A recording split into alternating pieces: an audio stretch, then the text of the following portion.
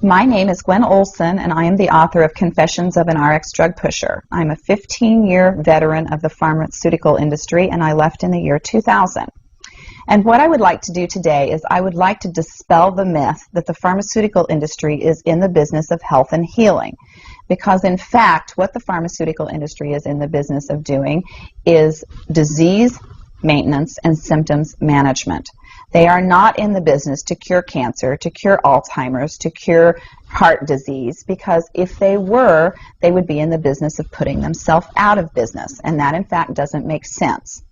I don't want people thinking that I am a conspiracy theorist, because in fact there is no theory behind what I'm telling you. It's all provable.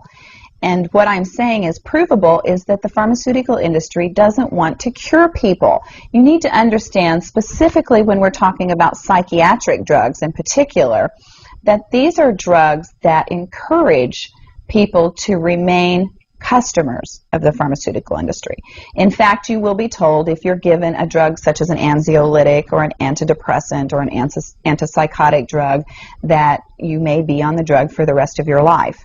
And very frequently people find that they are on the drugs for a very long period of time, if not permanently, because they're almost impossible to get off of.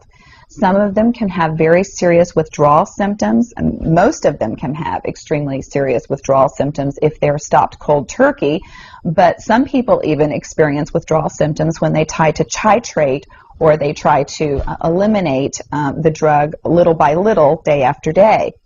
So it's really important to understand the motivation behind all of the current maintenance drugs that are on the market, even, for example, drugs such as cholesterol-lowering drugs. And what we are in fact finding now is that cholesterol drugs are lowering cholesterol excessively and causing other disease states as a consequence.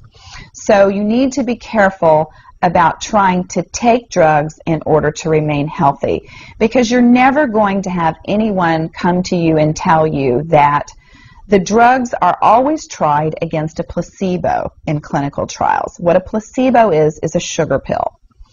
And in fact, many drugs are not found to be much more efficacious than the sugar pill. And in a case in point actually is the recent clinical trials that were released in the meta-analysis that came out of the UK on antidepressants, on the newer SSRI, selective serotonin reuptake inhibitor antidepressants. And what was found was the information that activists and other researchers have known for decades, was that antidepressants are no more effective than placebo, no more effective than sugar pills. But yet there are over 44 million people that have been taking these antidepressants, and a large number of them people that have mild to moderate depressive episodes. In fact, they prove that the antidepressants were not effective in anyone with the exception of some of the most severely depressed patients. And I can tell you from personal experience that there are a number of things that depressed patients can do to improve their mental status aside from drugs that are quite effective, and in fact more effective than placebo. Another recent study that was released showed that exercise was in fact more effective than either placebo or the antidepressant drug that they were compared to. But just like Bill Maher said in his show, you know, we're never going to hear any ads on television that are sponsored by anybody saying, you know, the New England Journal just announced that exercise is twice as effective as antidepressants in curing depression. Ask your doctor if getting your butt off the couch is right for you. You know, you're never going to get that kind of good information, fair, balanced information, as long as pharma is funding the major TV stations, the advertising that supports those television stations, the major journals, and all of the advertising that supports the major journals.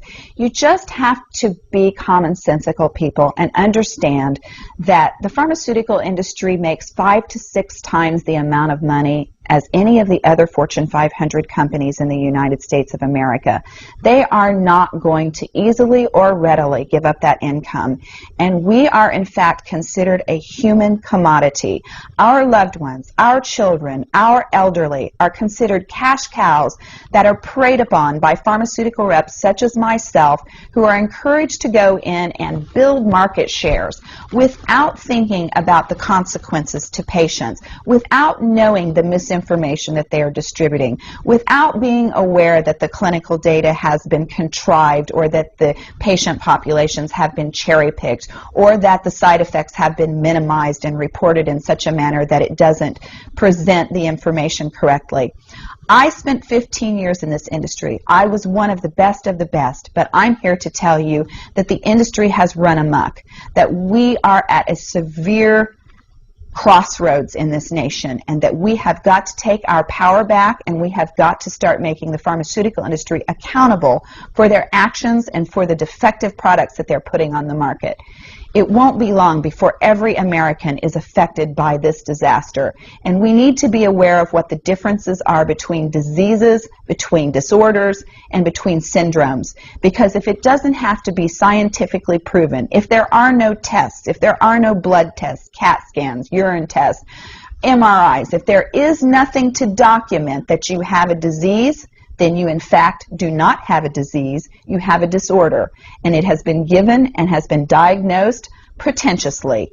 And you need to get yourself educated and understand that there are options, and those options are much more effective than drugs. You need to look into the nutritional aspects of your diet and your lifestyle aspects. Are you exercising? Are you taking care of yourself in the ways that you need to be proactive about your health? Because once you start down the road of taking one prescription drug on top of the other, you will be a lifelong customer for the pharmaceutical industry, and your choices will be truncated. So I would like to ask you to please self-educate, be proactive, and share the information with others. The next victim could be someone that you love.